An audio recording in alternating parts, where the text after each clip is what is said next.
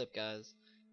The Brossiah back here again to give you some more Rome 2 gameplay. I'm going to be playing as the Suebi.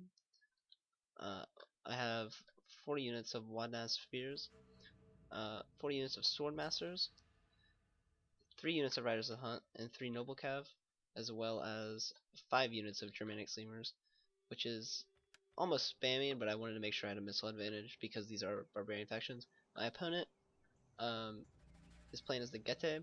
He has 2 units of Spear Horsemen here, 2 units of Noble Horsemen in his rear, and then 2 more units of Spear Horsemen on his right flank.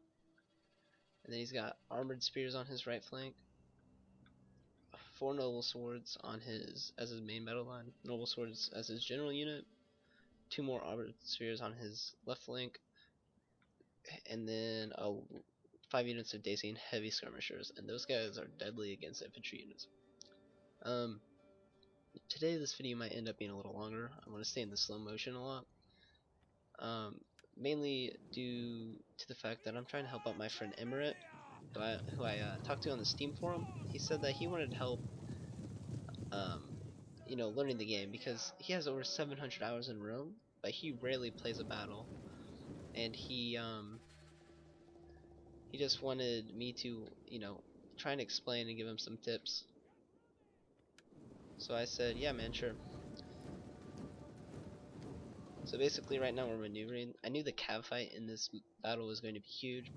So basically what my tactic was, I got my riders at the hunt over here, and then I saw him shifting his cav.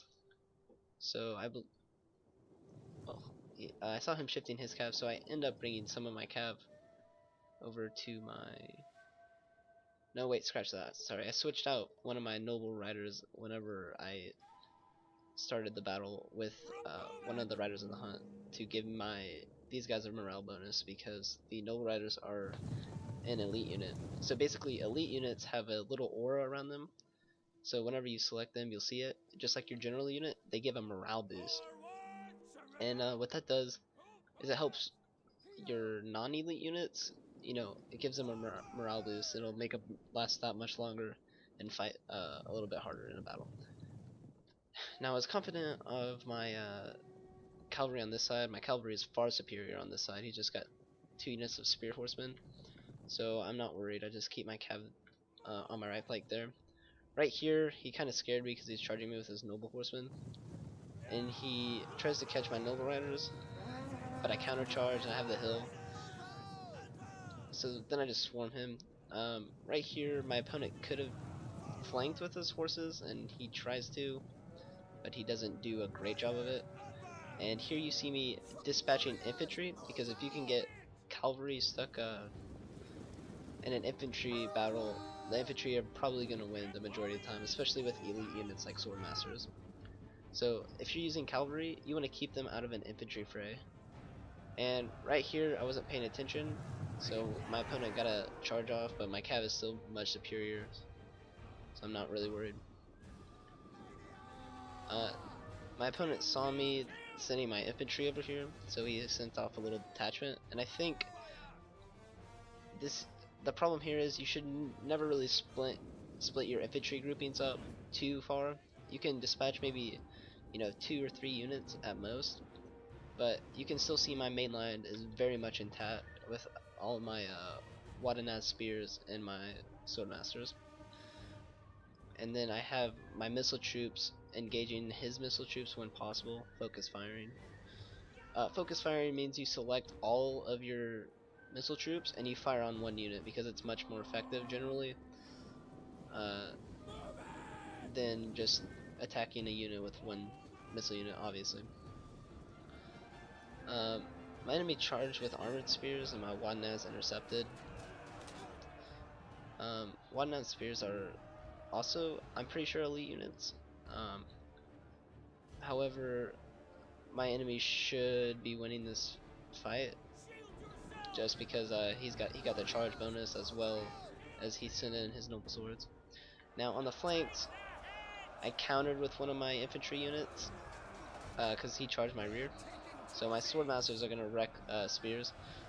Another general rule of thumb is sword units displayed with this sword icon right here will generally beat out spear units of the same price. Now, what that means is, if a sword unit costs 500 talents or whatever, then a spear unit that costs 500 talents will probably not do too well. Now, that's not to say there aren't exceptions, but that's a good rule of thumb.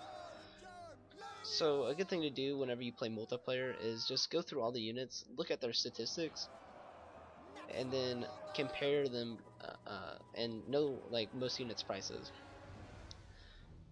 And this has been new for me as well because I've just recently been learning all this, especially since I've started commentating. Let's get some close-ups here. Also, spear units, they tend to last longer than swords units as well because spear units generally have bigger shields. Now, that's not to say that, you know, many units have different uses, but typically speaking, your spear units you're just gonna want to hold in one place. At least that's what I do. Especially with hoplites and phalanxes. So if you're gonna use like Macedonian pikes or Greek hoplites, definitely just you don't camp like on this hill. I didn't want to camp on this hill for my opponent. That's no fun. You want to get into a fight, so but you want to use your hoplites to hold, typically to be an anvil, and this is a great example of that right here. I get my cav charging in, and instantly you're going to see this route because all these units were pinned on my swordmasters and my wadnast spears. So what you want to do is you want to get, if you can, a majority of your opponent's units stuck on just one or two of your own units, and then use your cav to just destroy everything else. Because the big reason my opponent lost here was he spread out all of his infantry units. He got like a third of his infantry over here, a third of his infantry in the middle, and a third of his infantry out there. And once I beat his cav with my cav, I knew I was going to because my cavalry was superior. I could start running hammer and anvil strikes, and that's why my opponent lost so badly. Now, that's not to say my opponent didn't take great infantry units. These missile units, these Dacian heavy skirmishers, they are particularly strong um, in melee combat. Like, they'll last against most units for quite a while. That's not to say they'll beat them, but they're definitely not, like, you should not take them lightly in melee. But once I got that cav strike on their rears, you know, they routed almost immediately. Now, all these swords right here started to concern me a little bit, but my Wadanaz were holding out well, so I started doing another cav charge right here. This little slow-mo. And you can see these noble swords dropping significantly. Anyway, so I was just running hammer and anvil strikes, and over here my swordmasters were fighting the Dacian heavy skirmishers. Like I said before, the swordmasters are a great melee units. They're like $1,300 units or talent units or something, and those Dacian heavy skirmishers kept them occupied for a good, like, 4 minutes. And over here he's got their skirmishers chasing, and I'm shooting into their rear. This is another pro tip. If you have skirmishers and you can shoot, if you have a choice between shooting in the front or the rear of an opponent, always shoot their rear, because their shields are facing away. So as long as you're shooting somebody in the rear, you should have no problem ever taking their numbers down. Especially if they're a heavily armored unit and they have big shields, they'll get a shield bonus generally, and they'll get a percentage of blocking any missile that hits them. So if you can hit them in the rear, that shield bonus is completely negated. Now, my enemy Dacian heavy skirmishers stopped routing, but at this point it doesn't even matter. Right now I got all of the enemy army that's left. I got them grouped up right here. So I basically just send all of my infantry to group around them. And at first I sent all of my skirmishers to take out this skirmisher unit, but I was like, this is going to take too much time. So I took my cav and I rush his heavy skirmishers with my cav, and I take their skirmishers out pretty quickly, and I take all of my skirmishers and I just focus fire right here, and you'll see that in a few seconds. But over here my Wadanaz are being elite infantry and fighting off 2 armored spears at once. So this is the holding power of spearmen. If you have elite spearmen, you have to use them properly. You have to use them to hold, and spearmen are basically like a pivot point for the rest of your army, or at least that's how I see it. If you can use that to hold, then the rest of your army should be able to pivot around, if that makes any sense. But at this point the battle's pretty much wrapped up, and I thought I did pretty well. One of my only mistakes, I think, was the micro mistake with my cab right here. I'm probably going to make more dedicated tips and tricks videos, particularly with some of the commands and hotkeys, etc.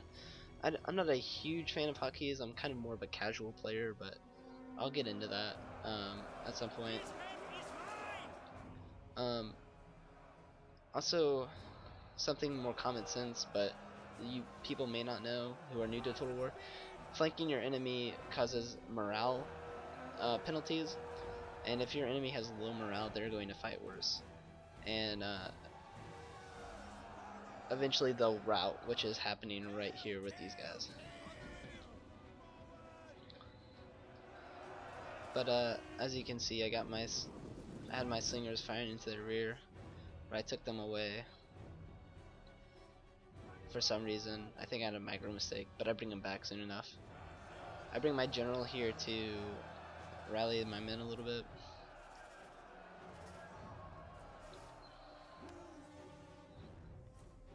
Okay, now I got my skirmishers aiming on them, and you'll see their numbers start to drop. See, this is the effect of skirmishers. See, they were holding out fine before they were getting shot, but once you have 4 units of skirmishers shooting into your rear, it's game over. So I'm glad I could show you guys this replay. Good game to my opponent. If anybody has any tips or suggestions, leave it in the comments, and subscribe to my channel so you can become part of the Brossiah. Thanks.